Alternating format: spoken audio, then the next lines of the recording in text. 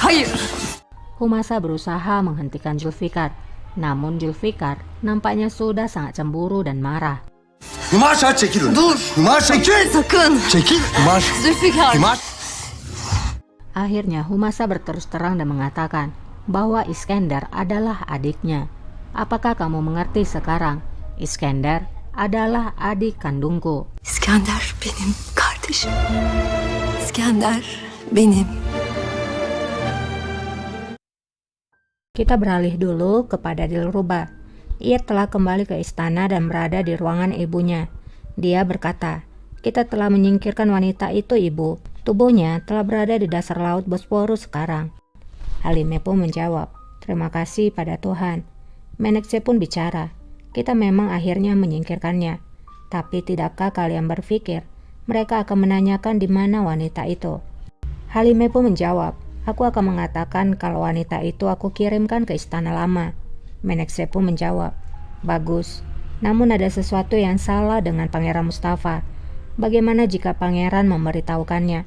Kita akan dihancurkan jika seseorang mendengarnya." Halime pun menjawab, "Aku sudah bicara dengannya. Dia tidak akan bicara dengan siapapun. Kalian juga harus tetap diam, Menekse. Tetap tutup mulutmu. Tidak ada yang boleh mengetahuinya."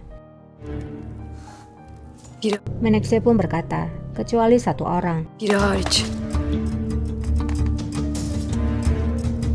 Halime pun terkejut mendengar ucapan Menekse, lalu bertanya, "Apa maksudmu? Siapa lagi yang tahu?" Namun Menekse hanya diam. Halime pun menanyakannya pada Dilruba. Dilruba. Veziri Sani Dilruba pun menjawab, "Wazir Daput Pasa. Dia menangkap kami saat di gerbang Harim. Tapi jangan khawatir, dia membantu kami." yardımcı oldu. Kembali kepada Humasa, Zulfikar berkata, "Ini sangat tidak mungkin. Bagaimana kamu bisa yakin, Humasa? Apakah kamu bisa membuktikannya?" Humasa menjawab, "Iskender memiliki jimat, sesuatu yang dipakai di lehernya. Kamu pasti melihatnya sebelumnya." Zulfikar menjawab, "Ya, aku memang melihatnya." Humasa pun menjawab lagi, "Itu adalah baju jimat. Ibuku meletakkannya ketika membawanya pergi. Itulah buktinya. Ketika dia lahir, dia juga memiliki tanda lahir di punggungnya." Hepsi yazıyor üzerinde. Hayır bu. Zulfikar nampak tidak percaya dan berkata, "Ini tidak mungkin, Humasa. Maksudku, apakah Iskender memang seorang pangeran?" İskender bir şehzade mi? Humasa pun menjawab, "Aku hanya diam selama bertahun-tahun. Karena jika seseorang mengetahui kalau Iskender adalah seorang pangeran, dia akan dieksekusi. İskender'in şehzade olduğunu özle gider. Kamu juga harus tetap diam, Zulfikar, demi aku dan Iskender, karena kamulah yang telah membesarkannya, seperti putramu sendiri. Kamu harus melindunginya." Namun Zulfikar hanya diam, pergi dan tanpa mengatakan apapun. Üzerine titredin onu.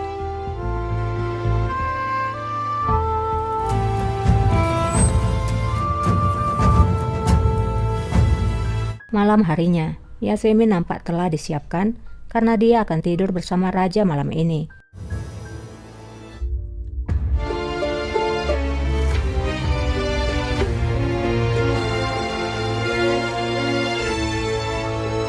Kita beralih dulu kepada Zulfikar. Ia telah masuk diam-diam ke ruangan Iskender.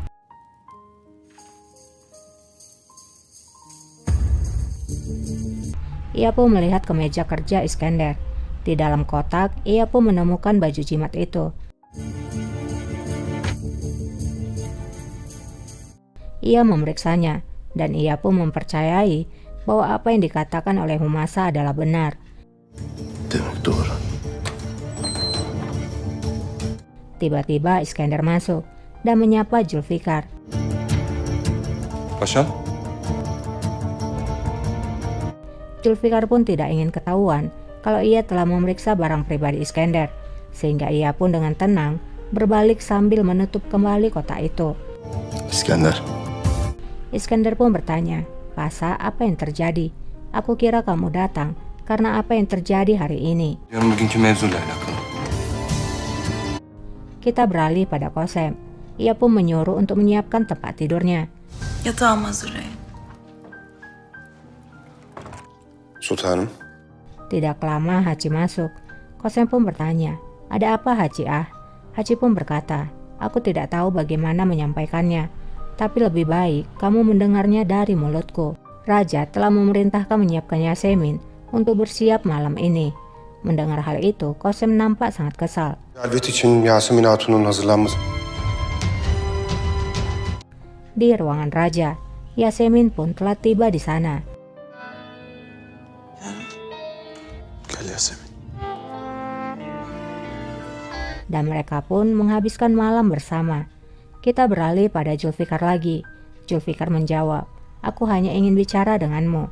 Iskandar pun berkata, "Aku tidak tahu apa yang ada dalam pikiranmu, Pasah. Tapi aku ingin kamu tahu, aku tidak melakukan apapun untuk membuatmu kesal atau menghancurkan hatimu. Aku tidak melakukannya." Zulfikar menjawab, "Aku tahu Iskandar, aku tahu." Iskandar pun berkata lagi, "Humasa Sultan hanya memberitahukan aku untuk melindungi Yasemin Hatun. Itulah mengapa dia memanggilku ke perkios." Zulfikar pun menjawab, "Aku tahu. Benim Namun aku datang kemari karena alasan." Zulfikar nampaknya ingin mengatakan hal yang sebenarnya.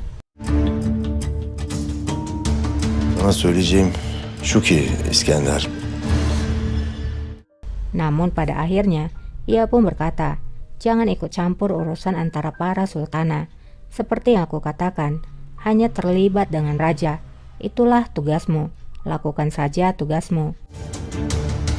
Jadi nampaknya Zulfikar masih memendam rahasia bahwa Iskandar adalah seorang pangeran. Di harem, Kosem nampak memasuki harem. Sepertinya berita dari Hachi telah membuatnya tidak jadi ingin tidur.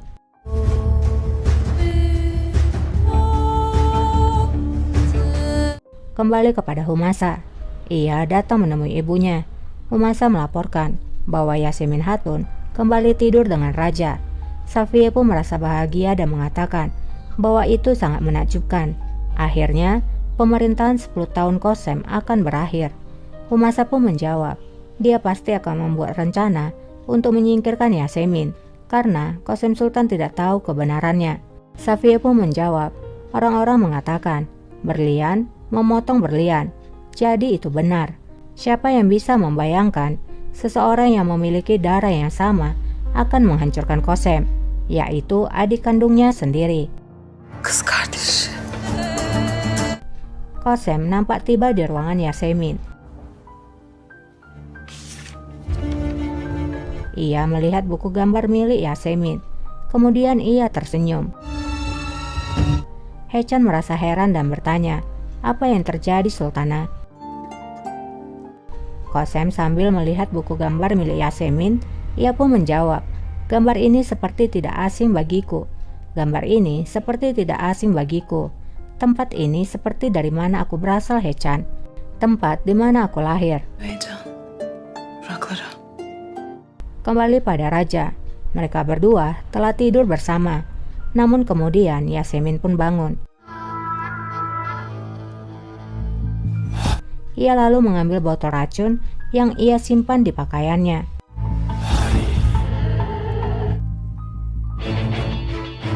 Ia pun melaksanakan misinya, yaitu menuangkan racun di obat raja. Setelah melakukannya, ia kembali tidur di sisi raja.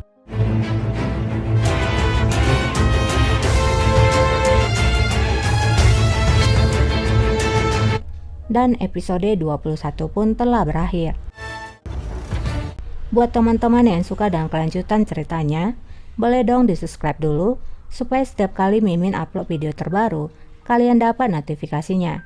Terima kasih buat yang sudah subscribe, dan terima kasih juga buat yang like dan komen.